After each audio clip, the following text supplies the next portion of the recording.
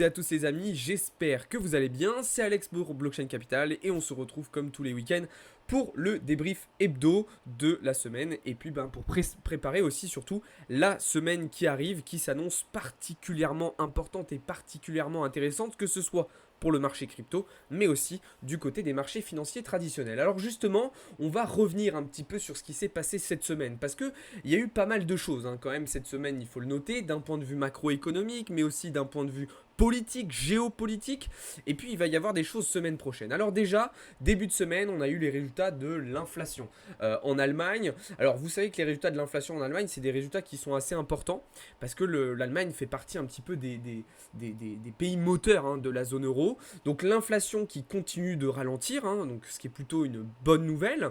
On a vu des résultats plutôt similaires sur d'autres pays de la zone euro, mais par contre attention, il y a des signes de fragilité quand même au sein de l'économie allemande et au sein de l'économie européenne dans son intégralité, qui ne sont pas à négliger pour le moment. Pour autant, c'est vrai que le pari de la Banque Centrale Européenne, pour le moment, est plutôt satisfaisant, en tout cas est plutôt réussi, puisqu'effectivement, on observe un ralentissement significatif de l'inflation. A noter, je vous le rappelle, que la BCE, lors de sa dernière réunion, a décidé de baisser ses taux d'intérêt directeurs. On y reviendra parce que vous allez voir que la BCE va s'exprimer à nouveau cette semaine.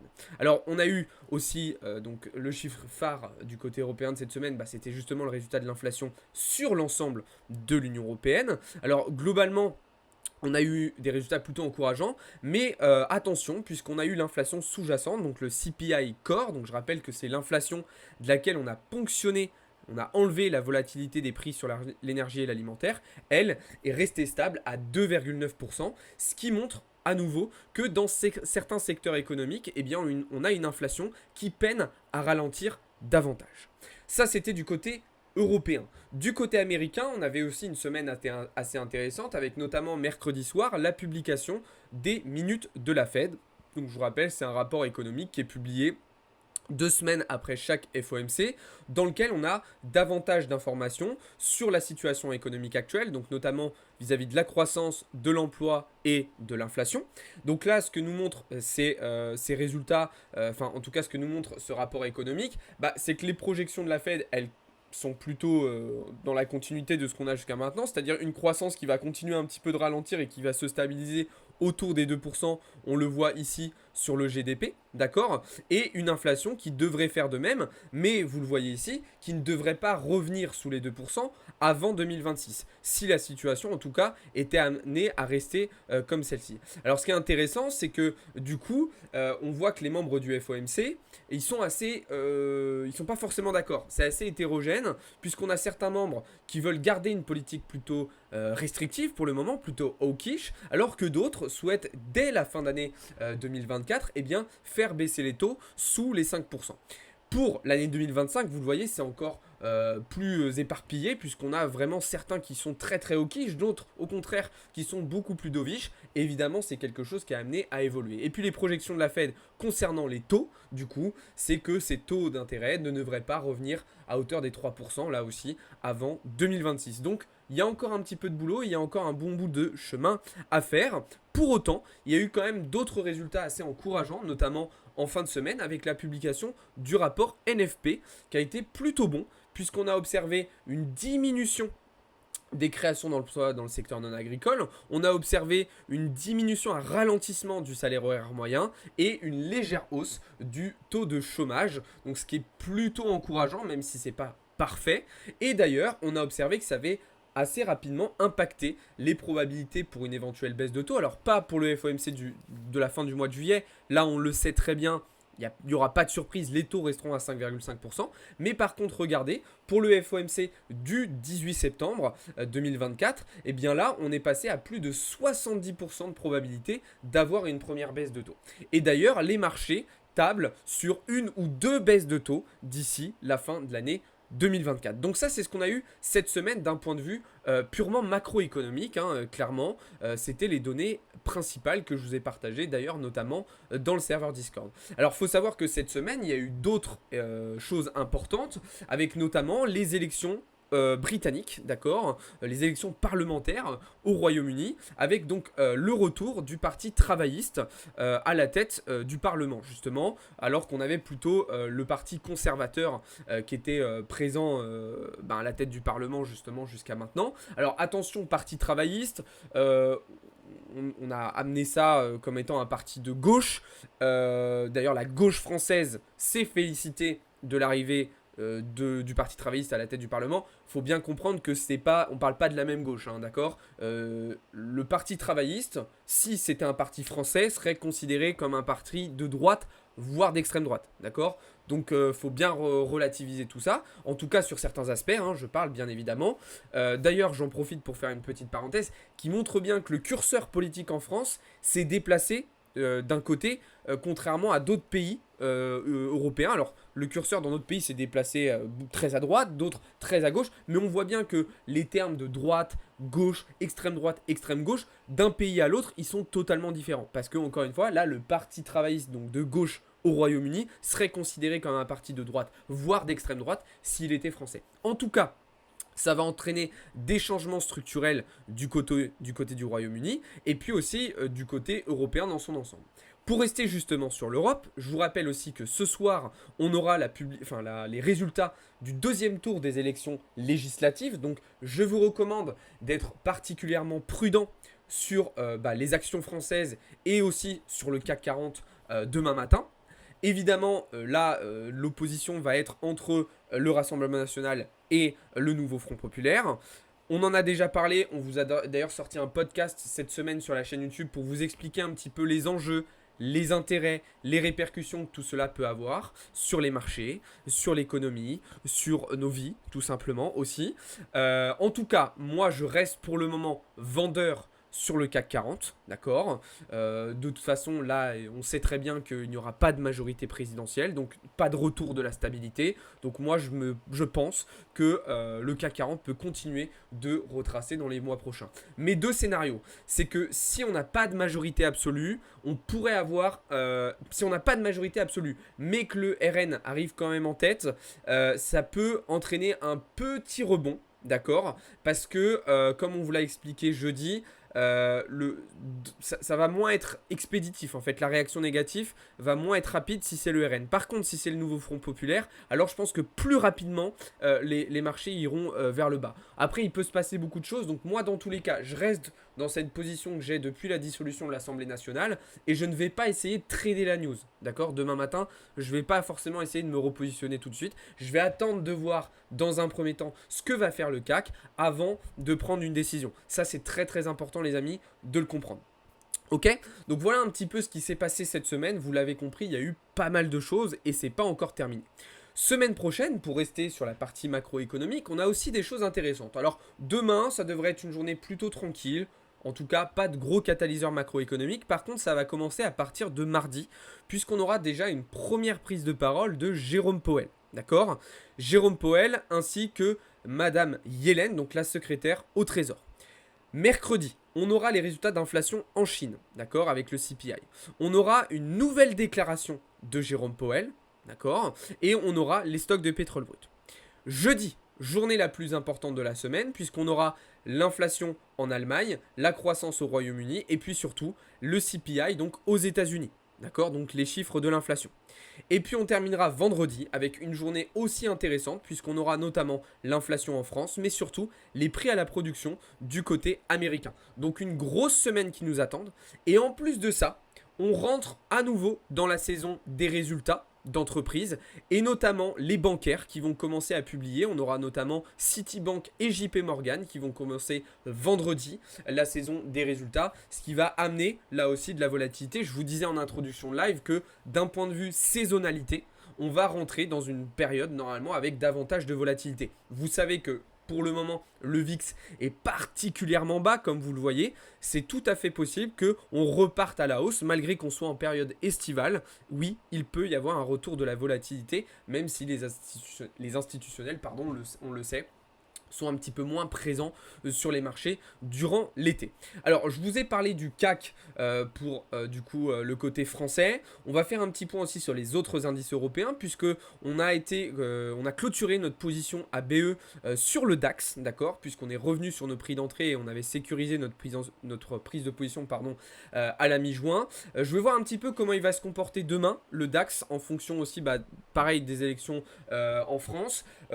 C'est pas impossible, en tout cas je n'exclus pas la possibilité de repartir à la vente avec toujours cet objectif des 17 600, 17 700 dollars, points pardon, qui correspond au haut du porte-voix daily qu'on n'est jamais venu récupérer. On a pas mal de choses à reprendre, hein. On a une zone qui est assez importante, alors on pourrait aussi noter ce gap qui pourrait être aussi intéressant, d'accord. En tout cas, je n'exclus pas la possibilité de repartir à la vente sur le DAX. Je bois une petite gorgée d'eau et on avance sur le reste. Alors évidemment, on va rester aussi prudent vis-à-vis de la situation du FTSE, donc l'indice britannique, d'accord, étant donné les changements importants qu'il y a eu cette semaine. Pour autant, vous le voyez, on est dans une phase un petit peu de range là actuellement sur le FTSE. Donc moi, ce que j'aimerais vraiment, c'est qu'on vienne déjà swept ce niveau-là, d'accord, récupérer ce niveau de liquidité juste sous les 0,5 de Fibo avant de faire quelque chose. Il va y avoir deux options en fait. Soit en venant swept cette liquidité, on va rebondir et derrière on va donc pouvoir partir sur de l'achat. Soit ça va entraîner une cascade de liquidation qui va nous emmener plus profondément dans la zone d'OTE, plutôt en direction des 7900 points. D'accord? Donc là, il faudra vraiment attendre des confirmations avant de prendre une décision, même si moi personnellement, j'ai quand même plutôt une réflexion haussière à moyen long terme du côté britannique, étant donné ce qui se passe d'un point de vue économique. Il y a quand même une belle amélioration, on l'a vu ces dernières semaines avec une inflation qui revient à 2%, avec une croissance qui repart à la hausse. Moi personnellement, alors je n'ai pas eu le temps de creuser encore en détail le programme du Parti travailliste, mais je trouve qu'il y a des idées qui sont plutôt encourageantes. On sent que c'est un parti qui veut vraiment relancer la création de valeur, la création de richesse, la production, la productivité. Donc je pense que ça peut avoir des effets positifs. Alors peut-être que ça ne se fera pas immédiatement. Il faut bien comprendre qu'en politique, quand on a des changements drastiques de gouvernement, il ne faut pas toujours s'attendre à ce que la situation se règle du jour au lendemain. Je prends l'exemple par exemple de l'arrivée de Javier Milei au pouvoir en Argentine. On en pense qu'on en veut de ce personnage. Je ne suis pas en train de vous dire ce que c'est bien ou c'est pas bien ce qu'il fait. Mais il a été élu. Et 2-3 mois plus tard, les gens sont déjà dans la rue en train de dire « Ah bah non, finalement, Javier Milei, c'est nul ».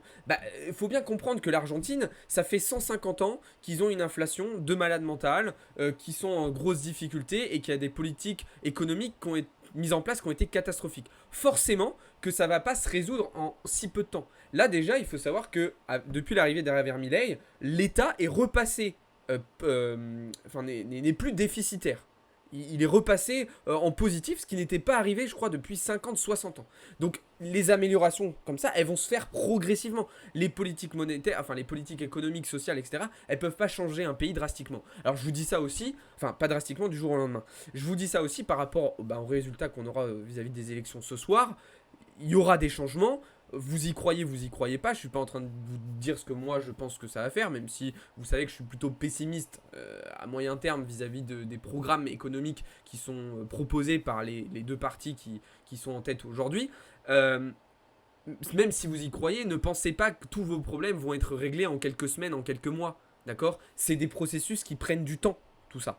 Maintenant, après on peut aussi se dire que si la politique ça changeait vraiment quelque chose, ça ferait longtemps que ça serait interdit, comme disait à l'époque notre cher Coluche. Mais bon, là je m'égare un petit peu, on va se recentrer sur la situation des marchés. Et donc on était sur les indices européens, on va aller checker un petit peu du côté des indices américains, où on a un petit peu moins de volatilité quand même ces derniers temps, même si le S&P et le Nasdaq restent en tendance haussière. Ils ont d'ailleurs touché de nouveaux ATH sur ces fins de semaine. J'ai donc d'ailleurs clôturé 2 positions en perte cette semaine, moi, sur le S&P 500 et sur le Nasdaq.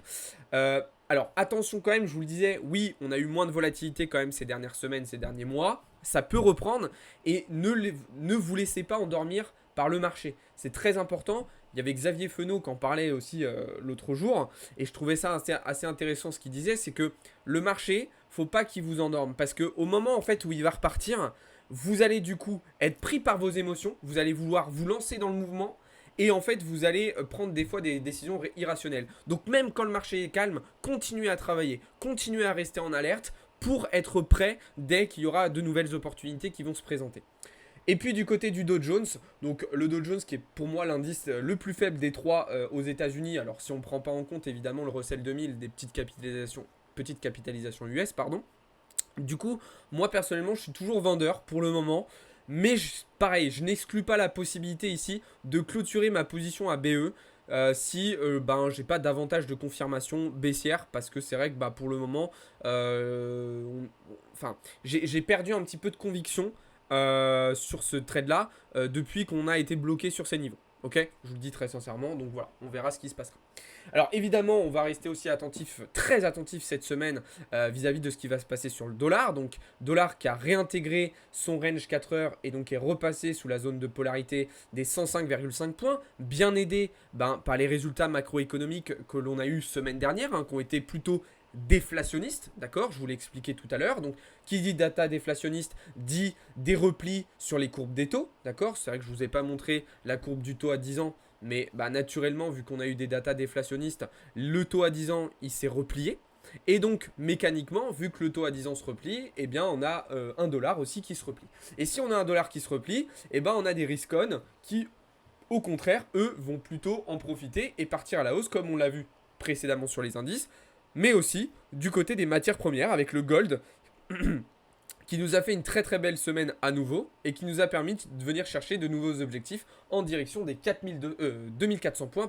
C'est quelque chose dont on avait parlé. Alors le pétrole aussi, lui aussi a repris pas mal de valeur. Le problème c'est que sur le pétrole c'est un peu moins positif cette prise de valeur parce que ça peut amener des pressions inflationnistes. Pour autant, si vous regardez, on est venu chercher un niveau de liquidité très très important et très intéressant, juste ici. Et ce niveau-là, il n'est pas placé par hasard. Non, vous le voyez, il est juste sur le haut de notre zone d'OTE. Donc moi, ce que je vais attendre sur le pétrole désormais, c'est la mise en place d'une structure baissière qui a déjà été entamée fin de semaine dernière pour éventuellement me positionner à la vente sur une position qui pourrait, je dis bien pourrait, ressembler à quelque chose comme celle-ci. D'accord? Alors, mince. Évidemment, je vous tiendrai au courant plutôt demain à l'ouverture des marchés de ce que je ferai. Mais c'est le scénario pour le moment qui est en train d'émerger dans mon esprit. Même s'il faut rester prudent quand même, puisqu'on a quand même un momentum qui est clairement haussier pour le moment sur le pétrole. D'accord? À savoir que je ne l'ai pas relevé tout à l'heure, mais on aura la réunion mensuelle de l'OPEP cette semaine qui sera importante vis-à-vis de ce point-là. Alors je vous le disais à l'instant, un dollar qui se replie, des datas déflationnistes, c'est plutôt positif pour les risk-on et donc en gros les autres classes d'actifs risqués, indices, actions, matières premières et crypto. Le problème c'est que notre marché crypto et notre bitcoin, il n'a pas su en profiter. Il a été totalement décorrélé des marchés financiers traditionnels cette semaine et il est venu totalement s'écrouler sous les 60 000 $. Pourquoi?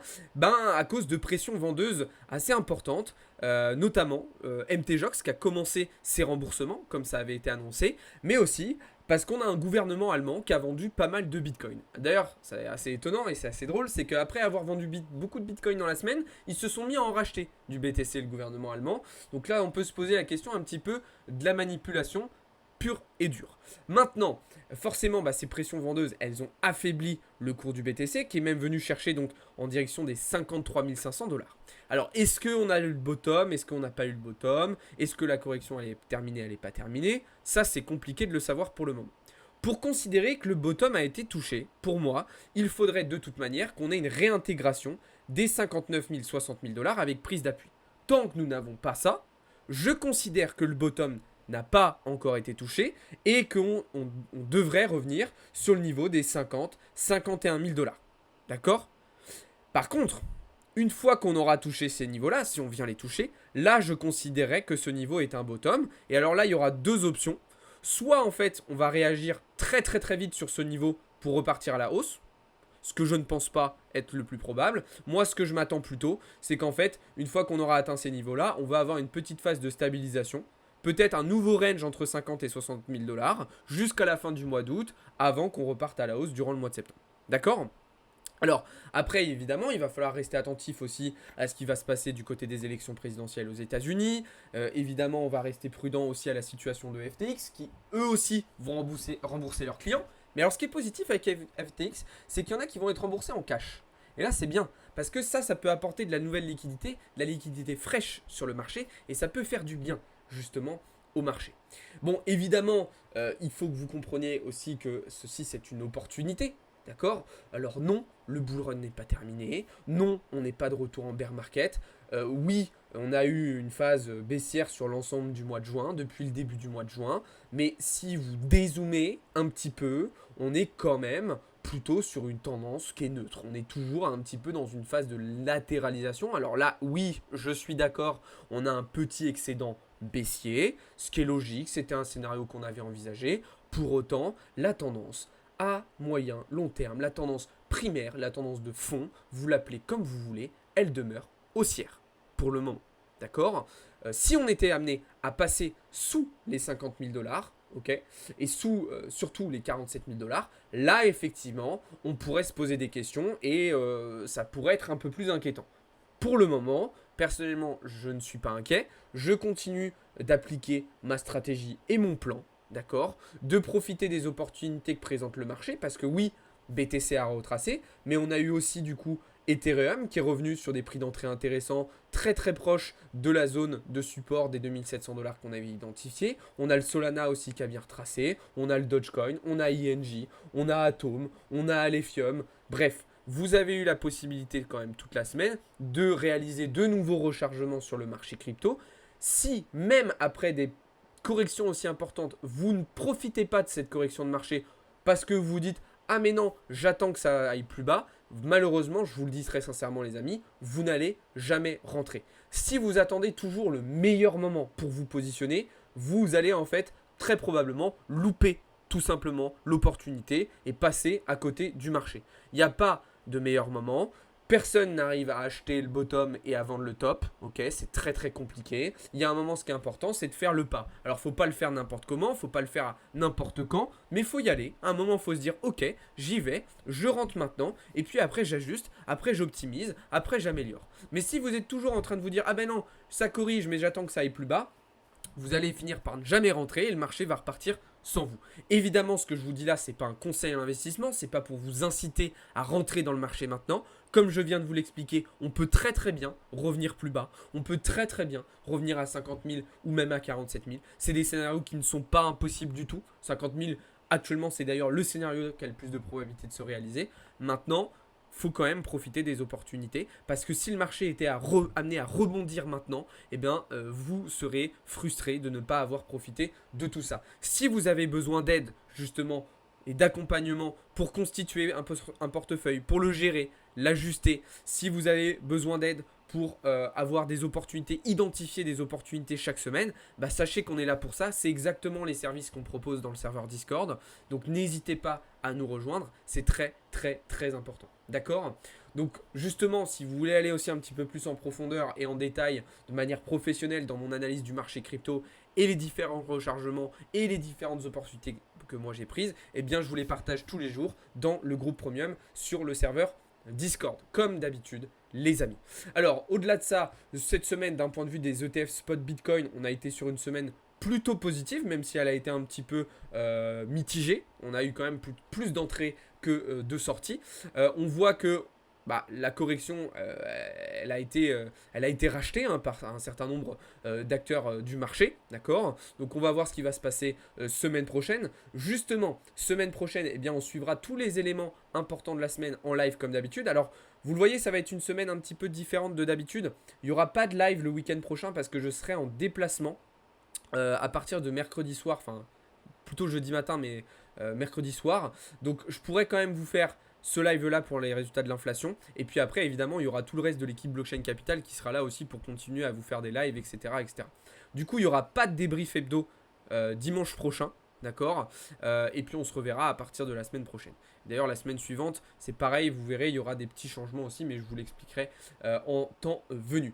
En termes de résultats cette semaine, je vous le disais aussi en tout début de live, ça a été une semaine un petit peu mitigée sur moi. Il y a eu des choses plutôt, enfin pour moi, pardon, il y a eu des choses plutôt encourageantes, surtout sur les marchés tradis. Par contre, évidemment, du côté crypto, ça a été un petit peu plus compliqué. J'ai eu 2 stop loss qui ont été touchés sur des altcoins, donc voilà pourquoi j'ai été un petit peu en négatif cette semaine. Sinon, on reste dans le vert pour le reste et pour le moment. Je vous invite aussi bien évidemment à aller voir toutes les autres vidéos qu'on vous partage quotidiennement sur la chaîne YouTube. Il y a plein de sujets super intéressants. Je vous rappelle d'ailleurs que la phase publique de notre levée de fonds est toujours en cours. Donc si ça vous intéresse et si vous souhaitez y participer, profitez-en. Et je vous rappelle aussi que notre e-book est toujours disponible. Il est totalement gratuit. Vous avez tous les liens en bio et en description pour le télécharger très facilement. Donc n'hésitez pas les amis. Pour ceux qui sont sur Twitch et sur TikTok, ne bougez pas les amis, je vais répondre à toutes vos questions d'ici un instant. Pour ceux qui étaient sur YouTube, merci beaucoup d'avoir regardé cette vidéo. N'hésitez pas à la liker si elle vous a plu. N'hésitez pas à me faire des retours et à me poser vos questions dans les commentaires. Je vous souhaite une très bonne fin de week-end, un très bon début de semaine. Et je vous dis à très vite. Ciao les amis, c'était Alex pour Blockchain Capital.